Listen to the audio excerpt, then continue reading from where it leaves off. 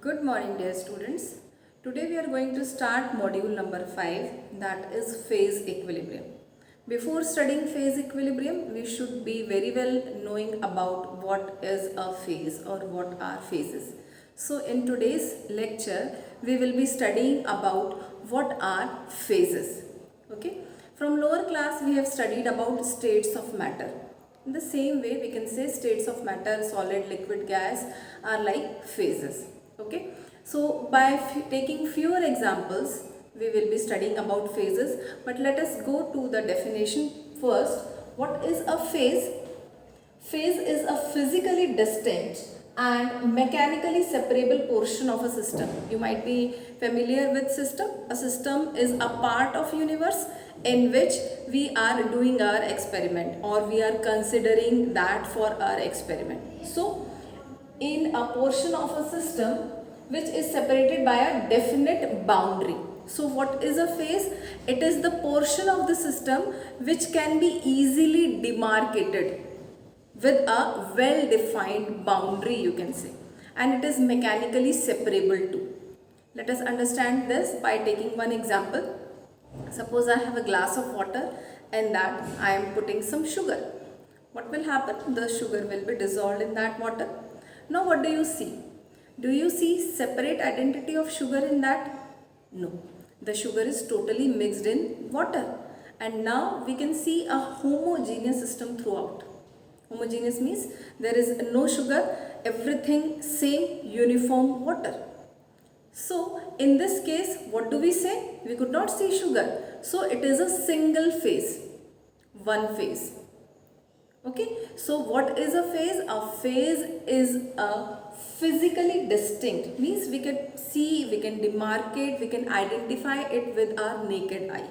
So phases are physically distinct and they are mechanically separable also. In the system we can easily separate them. So this is phase. I have given you one example. Let us study this thing. It will be more clear by taking some more examples. So let us go through some of the examples. First, let me take some miscible liquids. I am taking two miscible liquids, that is alcohol and water. Both of them are easily mixed in each other. Now, when I will be mixing alcohol and water, what will happen? Could you identify where is alcohol and where is water? No. So, both of them are easily mixed in each other. And we can say that it is making a single phase. It is a homogeneous phase. Okay. So, one phase. Miscible liquids which are mixed in each other, they form a single phase. Now, let us consider one more example. One example I have given you of sugar and water. Let us take again a glass of water. I am adding some sugar to it and some salt to it. What will happen? Both of them will be easily dissolved in water and a homogeneous single phase will be obtained. So this is also example of a single phase. Now let me take two solids. Suppose I am taking again sugar and salt and I am mixing both of them. What will happen? No water. Only I am taking sugar and salt. What will happen? Both of them are mixed with each other. Still, I can identify where is sugar. I can easily identify where is salt. So, how many phases? There are two phases. Okay. So, always remember, if two solids are there, then they form two separate phases. Now let us come to some more examples. And suppose I am taking two immiscible liquids, the liquids that do not dissolve in each other. Favorite example, oil and water. If I will mix oil and water, what will happen? Both of them, they will make separate layer in a chamber or you can say glass. So oil is different layer and water is a different layer. How many phases? Two phases. One phase of oil and one phase of water. Okay. So in this way we can identify in a system how many phases are there. Now let us take one example of triple point. You might be very well known about triple point. Triple point is the point of water when Water is found in liquid, solid and gaseous state.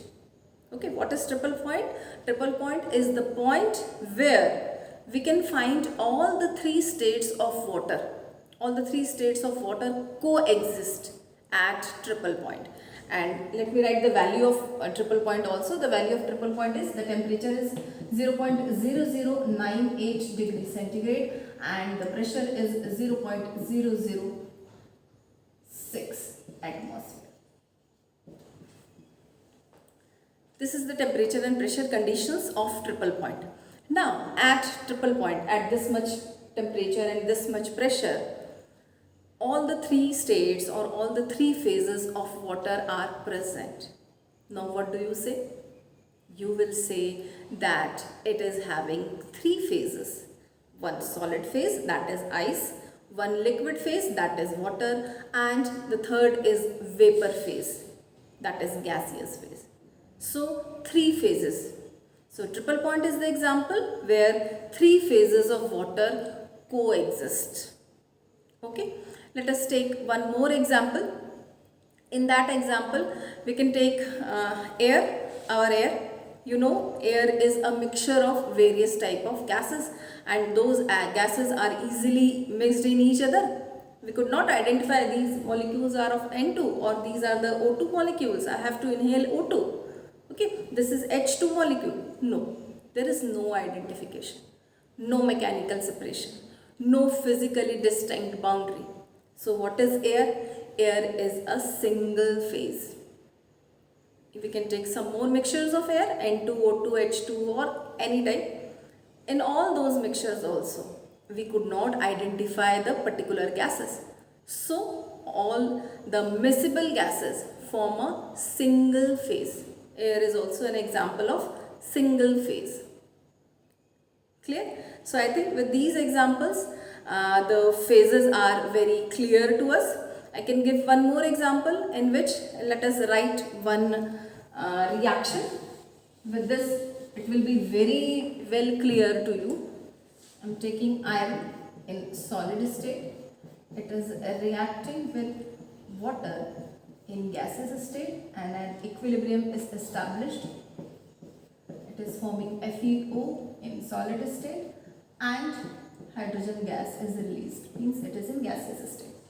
Now in this system, we can see iron, it is solid form, FeO is also solid. So this is one phase, this is two phase, both are totally different. We can easily demarcate it with our eyes. Okay, so two phases. Now what about this? This is water in gaseous form and this is hydrogen in gaseous form. So both of them, they are single phase. We could not identify where is water and where is hydrogen.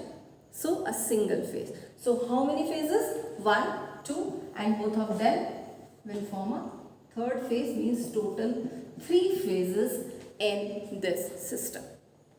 So in this way, we can easily find out how many phases are there in a given system. So dear students, today we have studied about phases.